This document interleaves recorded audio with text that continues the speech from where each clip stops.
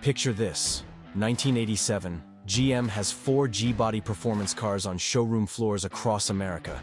The Monte Carlo SS becomes a legend, the Grand National becomes a Ferrari killer, the Regal T-Type earns respect, and the Oldsmobile 442 that nobody remembers existed.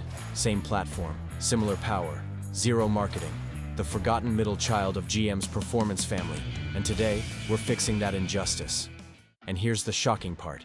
GM built 3,000 of them over 3 years, then spent the next 17 years pretending they never happened. This is that story. Let me paint you a picture of what actually happened here. In 1985, Oldsmobile decided to resurrect the 442 name, legendary muscle car badge from the 60s and 70s. Except this time, instead of building a proper muscle car, they basically took a Cutlass Supreme, bolted on some stiffer suspension, threw in their 307 cubic inch V8, and called it performance. Corporate logic at its finest. Now, before you think I'm being too harsh, understand the context. 1985, the malaise era was technically over, but GM was still figuring out how to make performance cars again. And every division wanted a piece of the G-body performance pie, with Chevrolet getting Monte Carlo SS, Buick getting Grand National, Pontiac getting Grand Prix 2+2. Oldsmobile looked around and said, "We want one too." Except they showed up to the party without bringing any chips. The 442 name carried serious weight from 1964 through 1980. That badge meant 4-barrel carburetor, 4-speed manual, dual exhausts, muscle car royalty with W30 engines, and Hurst shifters dominating quarter miles. But by 1985, Oldsmobile was slapping that legendary name on a car making 180 horsepower. 180. My modern lawnmower makes more power per liter, and that's not even the saddest part. Here's what made the 1985 through 87 442 special, and I use that word loosely. Under the hood sat Oldsmobile's 307 cubic inch Rocket V8. 5.0 liters, same displacement as the Fox body Mustang everyone loved. Except Ford was making 225 horsepower with their 5.0 by 1987, while Oldsmobile was still stuck at 180 with 45 more pounds of torque that arrived so low in the rev range you'd hit peak before the engine finished warming up. The transmission was GM's TH204R 4-speed automatic with overdrive. Decent gearbox that actually worked well enough. But here's the kicker: no manual option. The original 442 was famous for its 4-speed stick. This one got automatic only because apparently Oldsmobile customers were too sophisticated for rowing their own gears. Translation: accountants deleted the fun to save $12 per unit and simultaneously destroyed what made the nameplate legendary. Performance numbers tell the brutal truth with 0 to 60 miles per hour in about 8.5 seconds. Which sounds decent until you realize the 1987 Fox body Mustang did it in 6.5. Quarter mile came in around 16.5 seconds. Respectable for 1987, but nothing that would make Chevrolet or Ford engineers lose sleep. The 442 was quick enough to not embarrass itself, but not fast enough to earn respect. Here's where it gets interesting though, and this is where GM's corporate stupidity reaches peak comedy. The Oldsmobile 442 and Chevrolet Monte Carlo SS were platform twins. Twins, same G-body chassis with similar suspension tuning and nearly identical weight, both making 180 horsepower from their respective V8s. But today, a clean Monte Carlo SS sells for $20,000 to $30,000, while you can buy a 442 for $8 to $15 grand. Half the price for the same car. The market literally forgot how to do math because GM forgot how to do marketing. Let's talk about what made the 442 visually distinct, because Oldsmobile at least tried to make it look different. Body-colored grille replaced the chrome unit on regular Cutlass models. 15-inch aluminum wheels specific to the 442 actually looked pretty good. Subtle ground effects and lower body cladding gave it a more aggressive stance. And of course 442 badges everywhere, because if you're gonna resurrect a legendary name, you might as well plaster it on every surface possible. Inside you got bucket seats with decent bolstering, full gauge package showing information you actually wanted to see, and an optional Hurst shifter, which was ironic because it was attached to an automatic transmission. Hurst had built legendary 4 speeds for the original 442s. Now they were making fancy automatic shifters. The interior was comfortable and well built with typical GM quality of the era, meaning it would fall apart in about 7 years, but at least it looked good when new. And nothing screams mid-80s GM like that deep, lazy, unmistakably Oldsmobile Rocket exhaust note. Not aggressive like Chevy, not refined like Buick, just honest American V8 doing what it does best, which is making torque at idle and sounding like freedom. Suspension setup was where Oldsmobile actually put in some effort with the FE2 package, bringing firmer springs, larger sway bars, and revised damper tuning. Not as hardcore as the Grand National setup, but significantly better than a base Cutlass. It handled shockingly well for a 3,400-pound coupe from 1987 with decent steering, controlled body roll, and planted feel through corners. The 442 could actually dance. GM just forgot to sell tickets to the show. Production numbers tell the tragic story. From 1985 through 1987, Oldsmobile built approximately 3,000 442s total, 3,000 over 3 years, averaging 1,000 per year. For context, Chevrolet was pumping out 35,000 Monte Carlo SS units per year. The 442 wasn't just rare, it was practically invisible. Here's the comparison that hurts. Grand National production in 1987 alone was over 20,000 units.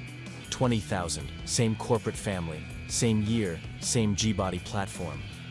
Buick understood that performance cars need performance marketing, while Oldsmobile was apparently running their advertising department with a rotary phone and a prayer. Let that marinate. Let's talk about the elephant in the room, or rather the turbo V6 that made every V8 look pathetic. The 1987 Buick Grand National made 245 horsepower from a turbocharged 3.8-liter V6. By comparison, the 442's naturally aspirated 5-liter V8 with 180 horses looked like it was still doing math with an abacus, while Buick's engineers had calculators. Turbo 6 making 65 more horsepower from 1.2 less displacement. That's not engineering, that's embarrassment with a part number. The rivalry with Monte Carlo SS was painful to watch. Both GMG bodies, both targeting the same customer, both making similar power. But Monte Carlo had NASCAR with racing pedigree, Intimidator association, and championship wins translating to showroom sales. The 442 had the ghost of muscle cars past and a name most 1980s buyers barely remembered. It was bringing a history book to a marketing war. Even within Oldsmobile's own lineup, the 442 got overshadowed. The Hearst/Olds limited edition collaboration got more attention, despite being essentially the same car with different badges and a lightning rod shifter setup. Oldsmobile was competing against itself and somehow losing. Here's where the story gets symbolic and ultimately tragic. 1987 was the final year for the 442 nameplate. Not because sales were terrible, though they weren't great, but because GM was ending the entire G-body platform. After 1988, no more rear-wheel drive performance coupes from GM. The 442 died because the entire philosophy it represented was being discontinued, with V8 rear-drive affordable performance out and front-drive efficiency-focused sedans in. The death of the G-body platform in 1988 meant the end of an era, with Monte Carlo SS, Grand National, and 442 all gone. GM decided the future was front-wheel drive W-body cars like Lumina, Grand Prix, and Cutlass Supreme that were practical, efficient, and boring. The performance versions that came later were adequate at best, but they didn't have the soul or character of those G-body coupes. Progress, they called it. We call it a mistake that took decades to correct. What made the 442's death particularly symbolic was what it represented for Oldsmobile as a brand. This was their last attempt at rear-drive V8 performance, and after 1987, Oldsmobile never built another car like this, never tried to recapture muscle car glory again. The brand that gave us W30 engines and Hearst/Olds specials quietly accepted defeat and spent the next 17 years slowly fading away. Fast forward to 2004. Oldsmobile was discontinued entirely after 107 years of automotive history. Gone. The oldest surviving American automobile brand deleted by accountants with spreadsheets. The 442's death in 1987 was the canary in the coal mine. GM saw the warning signs and did absolutely nothing. Today, the 1985 through 87 442 exists in automotive purgatory. Too modern to be classic muscle, too old to be modern performance, too forgotten to command collector prices. Clean examples sell for $8,000 to $15,000, which is absurdly cheap for what you're getting. That's less than half the price of a comparable Monte Carlo SS, and less than 1/3 the price of a Grand National. Compare that to its platform mates. Monte Carlo SS values have been climbing steadily. Grand Nationals are approaching classic muscle car prices. Even Hearst/Olds models command premium dollars. But the plain 442 stays affordable and overlooked. It's the automotive equivalent of being the least favorite child. Even when you grow up and succeed, nobody remembers to call you on your birthday. But here's why the 442 matters more than its sales numbers suggest. It represented the last time Oldsmobile tried to be exciting, the last gasp of performance before surrendering to beige mediocrity. Every brand has that moment, that final attempt to recapture glory days before reality sets in. For Oldsmobile, the 442 was it. The engineering was competent, the styling was clean, the performance was adequate. Everything worked except the marketing and timing. Wrong place, wrong time, wrong corporate strategy. But GM's decision-makers had other priorities. Priorities that ultimately led to bankruptcy and brand eliminations. Still with me? Good, because here's where it gets practical. Let's talk about what this car means for enthusiasts today. If you want G-body performance without paying Monte Carlo or Grand National prices, the 442 is your answer with same platform, similar driving experience, and fraction of the cost. You'll be the only one at any car show because nobody else remembers these exist. It's reverse snobbery at its finest. The aftermarket treats 442s well because they share components with other G-bodies. Need parts? Monte Carlo SS, Regal, and Cutlass all donate organs. Want more power? Chevrolet small block swaps are bolt-in easy. Want to keep it original? 307 parts are still available, though you might need to hunt. It's the forgotten car with a huge support network. What would the 442 be worth if Oldsmobile had marketed it properly? If they'd given it NASCAR presence like Monte Carlo, or pushed performance credentials like Grand National? In that alternate universe, 442s would be selling for $40,000 today, and Monte Carlos would be the $15,000 bargain. Instead, we have the rare situation where corporate neglect created long-term affordability. The unintended gift to future enthusiasts who know how to spot a diamond that everyone else thinks is glass. The lesson here isn't about horsepower or quarter-mile times.